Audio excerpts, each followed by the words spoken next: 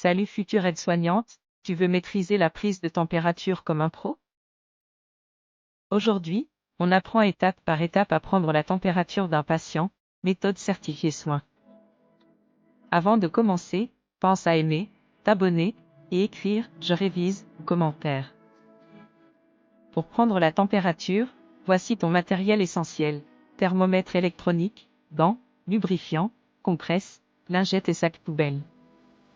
N'oublie jamais de préparer tout le matériel avant d'aller vers la personne, c'est la base de la sécurité.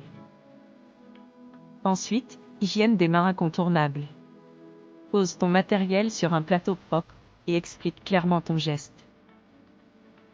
Dis à la personne « Je vais prendre votre température ». Ça rassure et crée la confiance. Bien installer le patient selon la voie choisie est super important pour un résultat précis et confort. Si tu suis bien, écris en commentaire « Prêt, pour confirmer que tu es dans le game. On commence avec la voie buccale, simple mais attention, pas manger, boire ou fumer 10 minutes avant. Thermomètre sous la langue, bouche fermée, température normale, 36,5 degrés Celsius à 37,5 degrés Celsius. Facile et fiable au quotidien. Pour la voie axillaire, sèche bien la peau, place le thermomètre sous l'aisselle, bras serrés fermement. Température axillaire normale, 36 degrés Celsius à 37 degrés Celsius, souvent un peu plus basse que la rectale, prends en note. Goutte rectale, la plus précise mais délicate. Porte toujours des gants et utilise un lubrifiant hydrosoluble. Position latérale, genou fléchi légèrement, insère doucement 2 à 3 cm. Temp normal, 37 degrés Celsius à 38 degrés Celsius. Cette méthode est idéale pour nourrissons ou patients dépendants, la précision compte ici vraiment. Passons à la voie tympanique, embout jetable obligatoire, tire doucement l'oreille vers l'arrière pour bien positionner. On appuie, on lit la température rapidement. Normal, 36,5 degrés Celsius à 37,5 degrés Celsius. Pratique et rapide. Après la prise, désinfecte le thermomètre, enlève tes gants, puis refais une hygiène des mains soigneuse. N'oublie pas de tracer la température dans le dossier médical, la rigueur c'est la clé du bon soin. Attention aux signes d'alerte, fièvre à plus de 38 degrés Celsius, hypothermie sous 35 degrés Celsius, et symptômes, sueur, frisson, fatigue. En cas de doute, informe toujours l'infirmier, c'est indispensable pour un suivi efficace. Bravo, tu sais maintenant mesurer la température comme un pro de la santé. Si tu veux d'autres soins expliqués simplement, dis-le en commentaire et reste connecté. Testez vos connaissances avec ce mini-quiz rapide. Mini-quiz sur la prise de température. Quelle voie permet la mesure la plus précise de la température? A. Buccale. B. Axillaire. C. Rectale. D. Tympanique.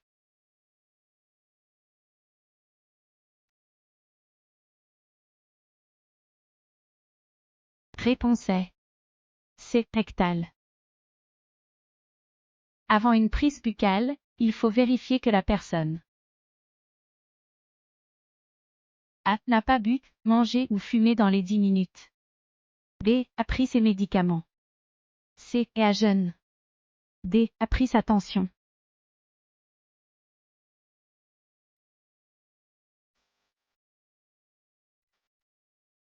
Réponse est A. N'a pas bu, mangé ou fumé dans les 10 minutes. Quelle est la valeur normale rectale? A. 35 degrés Celsius à 36 degrés Celsius. B. 36,5 degrés Celsius à 37 degrés Celsius. C. 37 degrés Celsius à 38 degrés Celsius. D. 38 degrés Celsius à 39 degrés Celsius.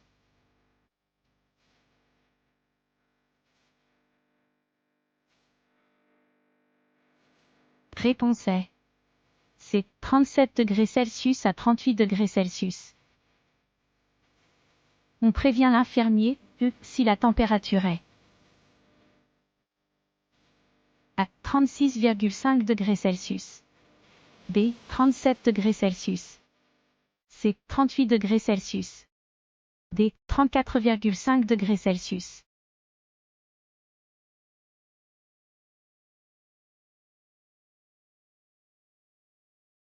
Réponse est C. 38 degrés Celsius.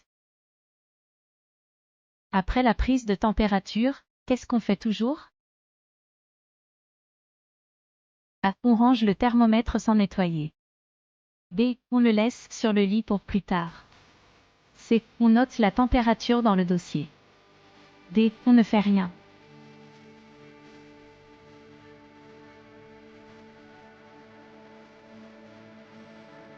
Réponse est C. On note la température dans le dossier. Mets tes réponses en commentaire, et je viens te corriger personnellement. Bravo à toi d'avoir suivi jusqu'à la fin, bravo. Tu avances, tu progresses, tu construis tes compétences petit à petit. Et ça va payer. Si tu veux continuer à apprendre les soins simplement et efficacement. Les actions à suivre pour continuer à apprendre. Abonne-toi à la chaîne ASFUT. Aime la vidéo. Écris en commentaire, je continue. Ça m'aide énormément à développer la chaîne et ça m'encourage à continuer à t'accompagner. On se retrouve très bientôt pour un autre soin expliqué pas à pas. À bientôt.